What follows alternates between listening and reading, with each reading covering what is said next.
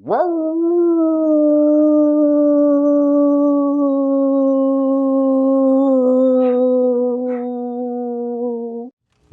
hey there, you awesome bipeds, quadrupeds, and even the occasional dinosaurs. It is I, Little Wolf, and welcome to my den. Go ahead and come on in, but please wipe your paws before entering. And go ahead and take a seat by the fire. The cauldron is bubbling so we can have our choice of tea, coffee, or hot chocolate. And it is Thursday again, so that means we're going to be jumping into another kind of tale of terror, and I hope it helps you get through your Thursday or whichever day you're able to join us here in the den. And if you ever feel like you need any help and you're not sure who to talk to, if you're in the U.S., please call the U.S. Suicide Prevention number, which is 988.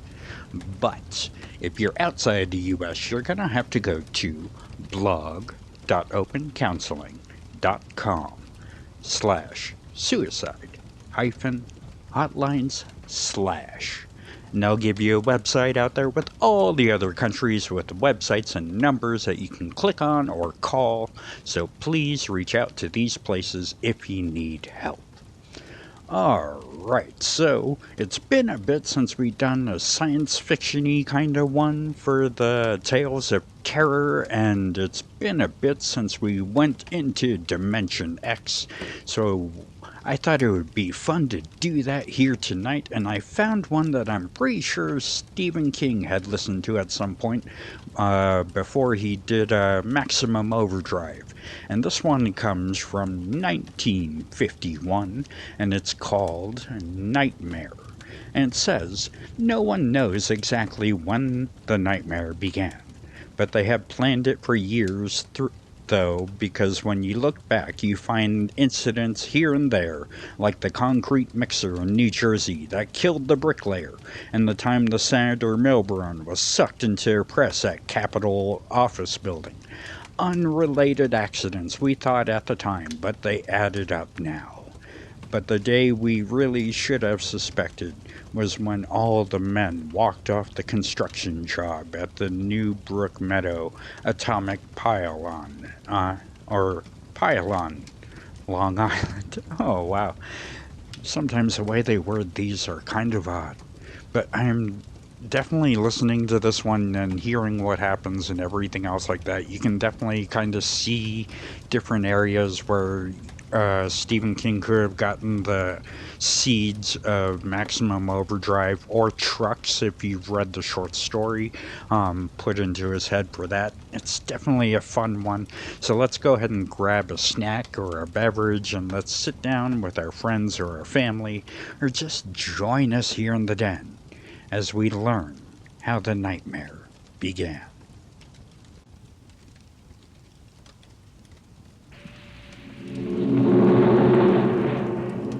Adventures in time and space, transcribed in future tense. Dimension X.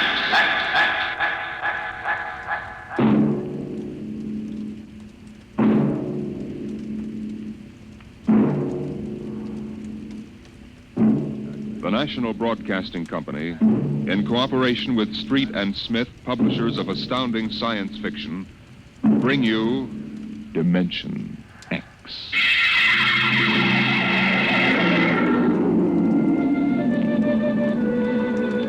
Nobody knows exactly when the nightmare began.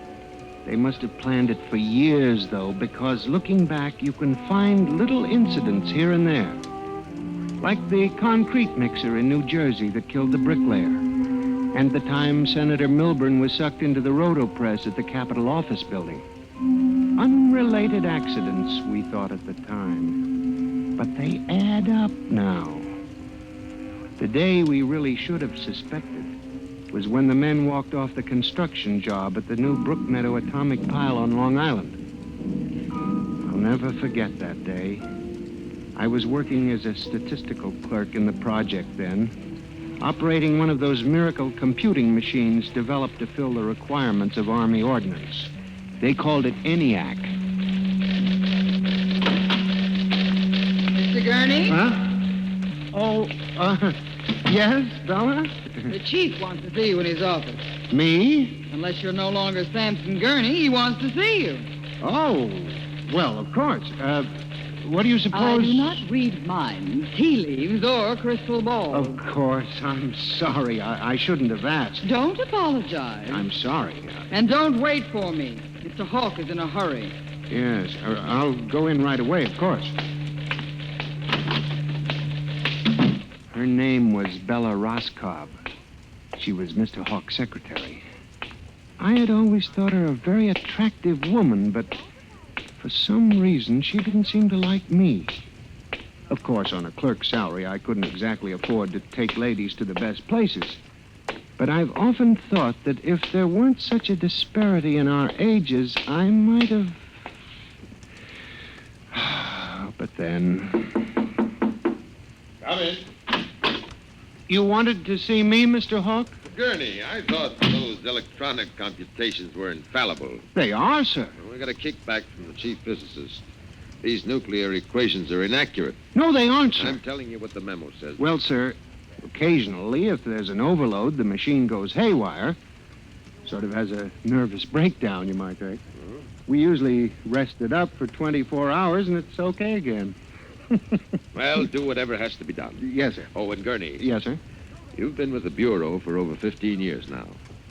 It would be a shame to have to remove you because you aren't keeping your mind on your work. Oh, Mr. Hawk, I hardly think anyone... Excuse me. Hawk speaking. What? Dave, what? All of them? Well, have you tried to talk to them? Yes, of course. I'll send one of the safety engineers over. This place is falling apart piece by piece. Miss Roscoe? Yes, sir. The men on the construction gang at the new building have walked out on us. What? Someone slipped this morning and fell into a turbine. No. Get the chief safety engineer. Have him over there right away. Yes, sir. Oh, and contact the personnel office. Have them ask the union to order the men back to work. Get back to me. Yes, sir. Mr. I'm Hawk... sorry, Gurney. I have no time to discuss anything further. Get on the job and stay awake, or we'll have to make some changes. But, Mr. Hawk, That's all, I assure Gurney. you... That's all. Now, you probably gathered by this time that I wasn't a very important man at Brook Meadow. I hated Mr. Hawk with a passion because of his superior attitude, and because I knew that Miss Roscoe admired him as a man of strength and decision. I was secretly happy he was having trouble with his construction crews. That evening, I wandered over to the site of the new atomic pile to see where the man had fallen into the turbine. They had the construction area fenced off with barbed wire, and a security guard stopped me. Hold it, buddy. You can't go in there. That's a restricted area. I'm Samson Gurney from the statistical section. Here's my identification. I'm sorry, Mr. Gurney. Nobody's allowed in the area. I see. We had a lot of the employees come over tonight to take a look, but nobody gets in. Orders. Tell me, was he, killed instantly? Like that. Hmm. Yeah. This guy was checking the magnetic field inside the turbine, see? Right down inside it. It's all over. But if it wasn't hooked up... Look, Mr. Gurney, they got smarter guys than me trying to figure these things out. Yesterday it was a concrete mold. Wham! 2 guys get sucked right into the mixer. My. 3 days ago, a bulldozer starts up by itself and runs wild. 1 killed. 2 almost. Go figure it out. You know what I think? Sabotage. We got more guards and FBI men in here than we got workers. Flea couldn't get through without proving he didn't come off a Russian wolfhound. Now, I'm a statistician. All my life, I've been interested in statistics. So, a simple-sounding thing like this started me off. I went back to the office that evening instead of going home, and for the next 2.5 hours, I computed figures on the probability of industrial accidents for the types of machines we were using.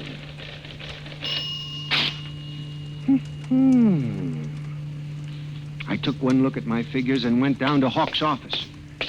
Just as I figured, he was staying late working on a settlement with the construction workers. Yes? Oh, good evening. I saw the light. Well, Mr. Gurney, what are you doing here? Is Mr. Hawk working late? Yes, I am, too. Oh. I wonder if I could see him a moment. We're busy right now. Could you make it tomorrow? It's very urgent. I'll wait, if you don't mind. Suit yourself. Miss Roscoe, I wonder if perhaps you would consider having dinner with me this evening after you're through. I have a date, Mr. Gurney. I was thinking we might go to Raymond's. They have very good spaghetti. Mr. Hawk has already asked me to have dinner with him at the Golden Shish Kebab. Well, of course, that's out of my class. Yes. Yeah. Mr. Hawk, Yes, Mr. Bella? Gurney would like to see you a moment. He says it's very urgent. Urgent? All right, I'll give him a minute. Okay. Thank you, Miss Roscoe. Mr. Hawk, in the past 3 months, industrial accidents all over the country have taken a sharp, unexplained upswing. Why don't you stop playing FBI man and stick to your job, which incidentally you haven't been doing too well. You and our computing machines have made mistakes before. Now this is probably another. I'll have Miss Ross come so... What's the matter with this blasted buzzer? Miss Roscoe! Miss Roscoe! Yes, sir. Stop this blasted buzzer. Get a repairman, a mechanic, anything, but stop the thing. And you, Gurney, get out. I went back to my office to get my hat and coat, feeling about as unhappy and humiliated as a man can feel. He had thrown me out in front of her. The office was dark and deserted. The whole building seemed oppressive and unnatural.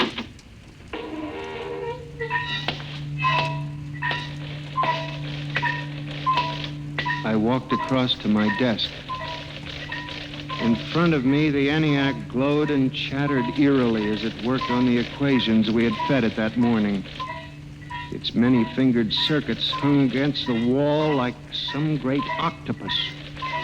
And the thousands of tubes glowed orange and blue in the dark like 1,000 eyes staring at me.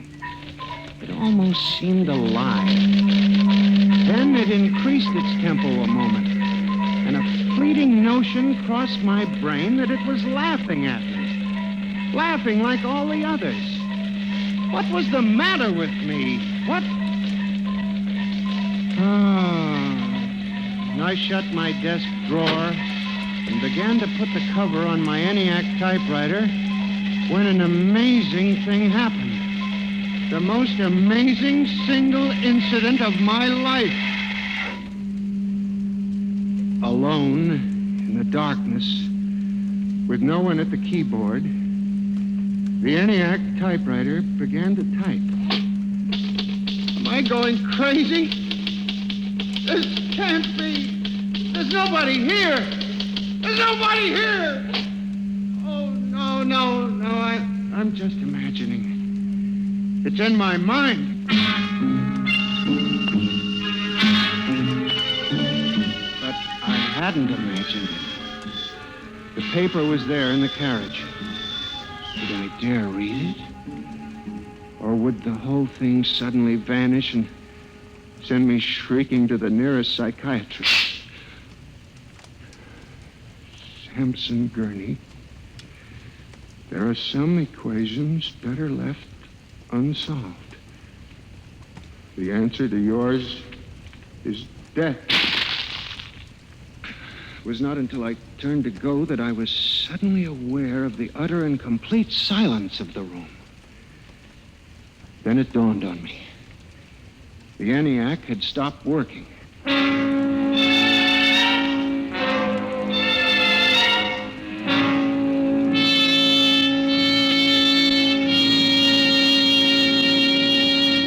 Gurney, do you expect me to believe this? It's insane. Mr. Hawk, I'm a saint. Take it easy, Gurney. Now, this is just some practical joke someone in the office is playing. There was no one in the office. Of course not. They wired up the machine and left. I checked the machine myself, Mr. Hawk. All right, Gurney. You leave this note with me, and I'll turn it over to the security force for further investigation. But- No buts, Gurney. The security men will handle it.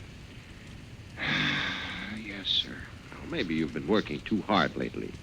You've got to relax more. Now, here, let me light that cigarette for you. I watched him trying to make the lighter work. I don't understand this. I just put fluid in it. There's a brand new flint. It seemed ridiculous. A little piece of mechanism like a cigarette lighter frustrating the big, important executive. Oh, blast this lighter. Ah, here's a match. It was such a small thing. And yet, as I watched him, a thought began to take shape in my mind. Nebulous at first, incredible perhaps, but it grew. You just relax for a few days. Everything will turn out all right. Now, the main thing is not to let little things upset you.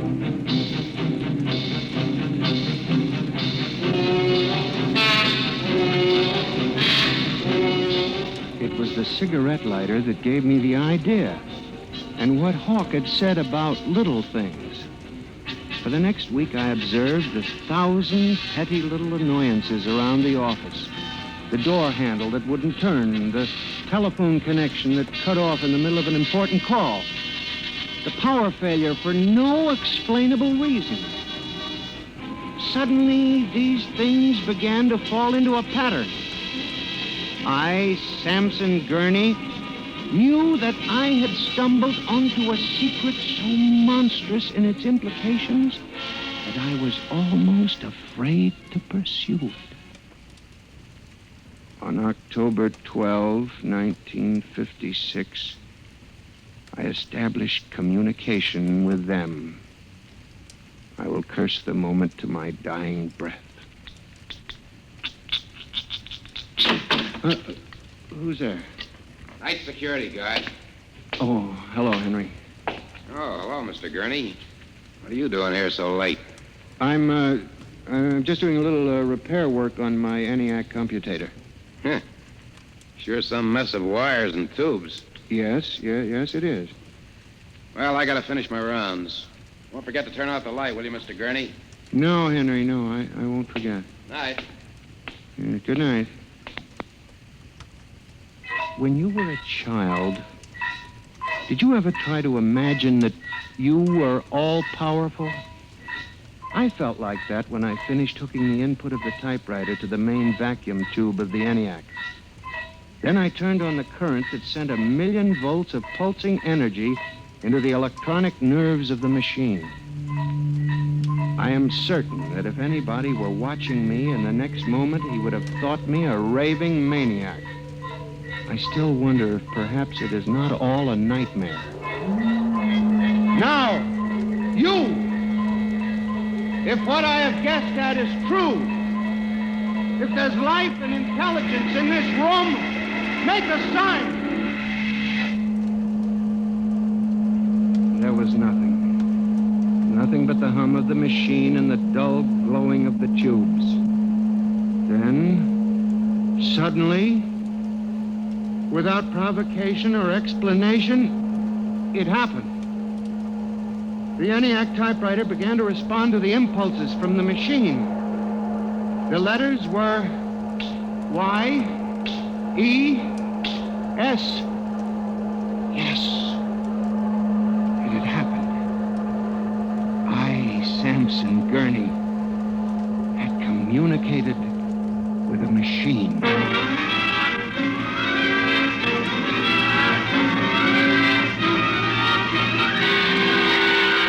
I was about to try to communicate again when suddenly, on ball-bearing casters, a heavy metal filing cabinet began to roll away from the wall toward me. I started to move to one side when another cabinet slid out from the wall, and then another surrounding me. That was when I realized that they cooperate. We taught them that, you see, on the assembly lines and in the factories. There was no way out. How could a mere man reason with dumb machines? Still, they needed us. They needed us to oil them and repair them and build them. They hadn't gotten to the point yet where they could exist without man. I had to make them understand that before they killed me. Listen to me. You must listen. What good will it do you if you kill me? I'm only one man, but I can help you. I can be useful to you. Do you hear me? Do you hear me? You're going to need men to oil you and repair you.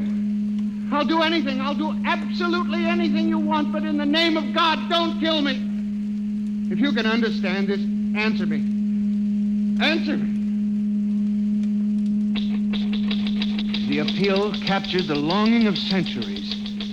Man as slave to the machine. And after a moment, the circuits glowed more brightly. The cabinet slid back to the walls. As I tore the tape from the machine and read it, the words were almost pathetic in their longing, but most ominous in their implication. They read, "Address me as master."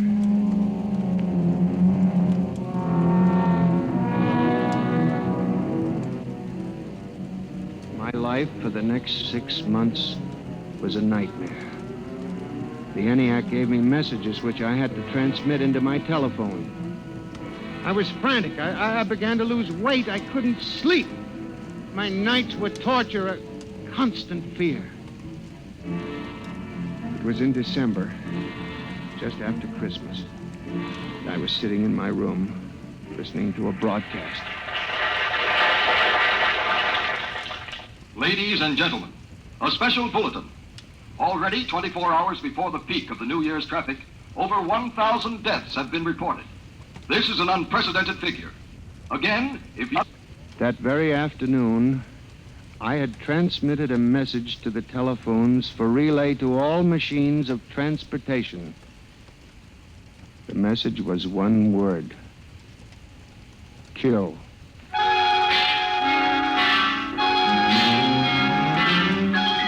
Next morning, I avoided my office. Instead, I went directly to the office of Mr. Hawk. I was highly agitated. My lips trembled as I spoke. Well, Gurney? Mr. Hawk, what I'm going to tell you sounds crazy. I know it does, but I must say it. All right, say it then, for heaven's sake. Mr. Hawk, have you ever heard of resistentialism? Resist what? Resistentialism. You're not making sense, Gurney. Mr. Hawk, I'm trying to tell you.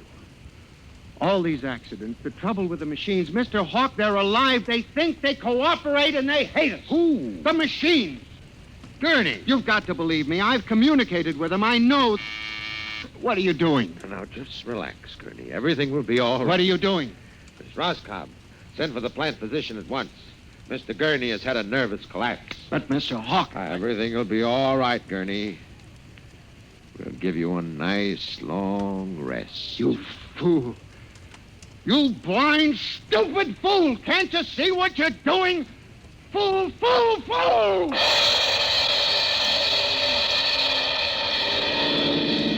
When the plant physician arrived a few moments later, Lucius Hawk was found at his desk, strangled to death in a nest of telephones. The wires were still humming softly.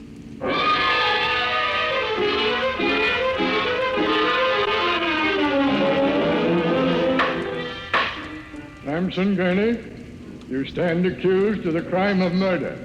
How do you plead? I did not kill him. I didn't. So record. Prosecution will proceed with testimony. Now, Miss Roscoe, did the accused quarrel with your employer on the morning of the murder? Oh, yes. He and Mr. Hawk quarreled violently. I could hear Mr. Gurney screaming at him. And Mr. Hawk asked me to send for the plant physician. What were his words? He said, Mr. Gurney has had a nervous collapse.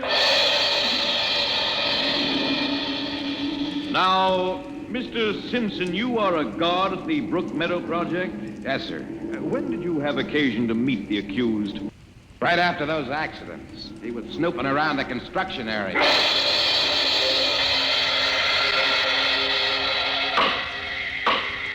Samson Gurney, court hereby finds you guilty of murder in the first degree. Recommendation that you be examined, committed to the state hospital for the criminally insane at Matawan.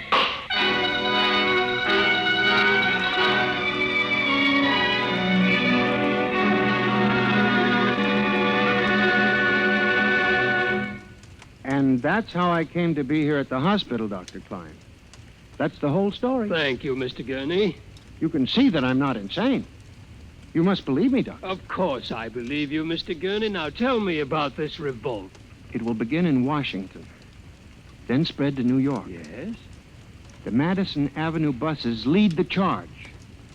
Picture it, Dr. Klein, 3,000 buses roaring rampant through the streets, people running like rats in a maze looking for manholes in the pavement. And you really believe this will happen, Mr. I Gurney? know it, Doctor. The worst part of it is there's no way to stop them now. It's too late. Now, you mustn't excite yourself, But, Mr. Doctor, Gurney. don't you see?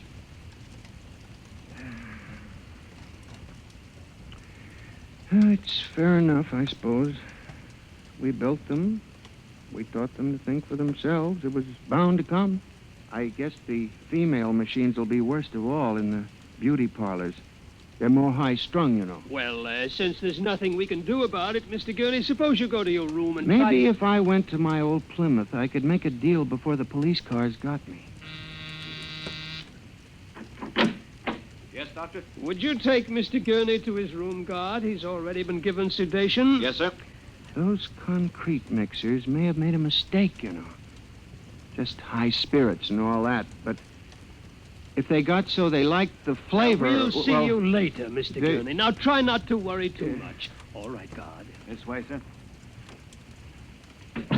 Oh, machines revolting. Telephones strangling people. Oh. Oh, blasted cigarette lighter. Why won't it work? I just filled it. Flint is good. Oh, well, you can never trust this newfangled machinery.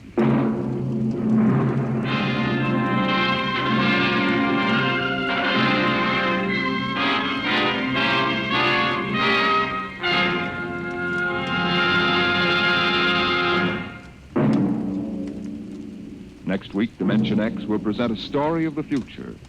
A story of an insignificant pebble in the sky called Earth, and of a man from a distant star who grew to love this unimportant planet.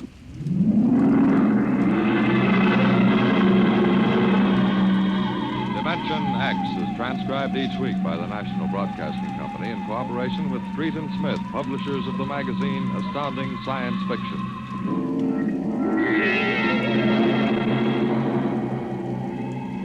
Nightmare was written by George Lefferts and based on a poem, The Revolt of the Machines by Stephen Vincent Benet. Featured players in the cast were John Gibson as Mr. Gurney and Rita Lynn as Bella Roscoe. Norman Rose is your host. Music by Albert Berman. Engineer Bill Chambers. Dimension X is produced by William Welch and directed by Edward King.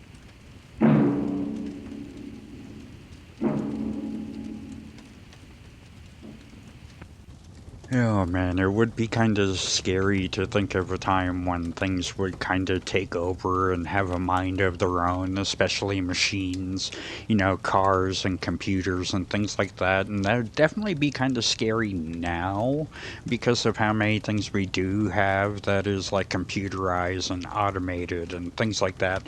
Like so many of our cars, a lot of parts of our houses, so many different parts of our city that's taken care of. Oh my Lord, just so much of it is taken care of by computers and pushes of buttons and things like that. So it is kind of freaky to think of a time if machines decided they were done. And I always like those kind of stories. I like a kind of apocalyptic stories and dystopic stories, I guess.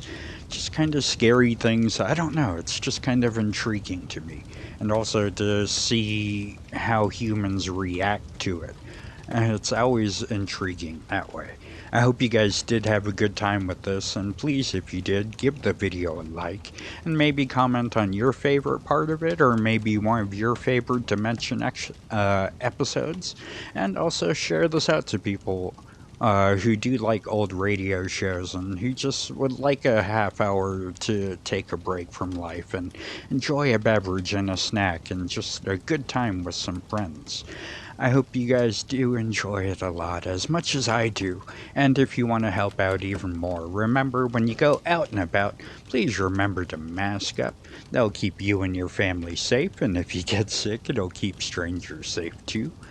And if you haven't done it yet, go out and get your vaccinations or your booster shots, and they'll keep you and your family safe, and in the long run, it'll keep strangers safe too. And if you can, when you're out and about, please remember to try and distance yourself a bit from one another. That'll definitely keep you and your family safe. It'll keep strangers safe too. And we have a little one here in the den that we can hashtag protect the lioness. Oh, this is definitely a good time, and I hope you guys enjoyed it too.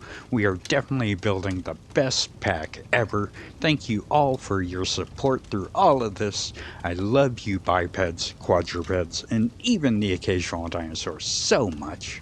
So until next time, Wolf out.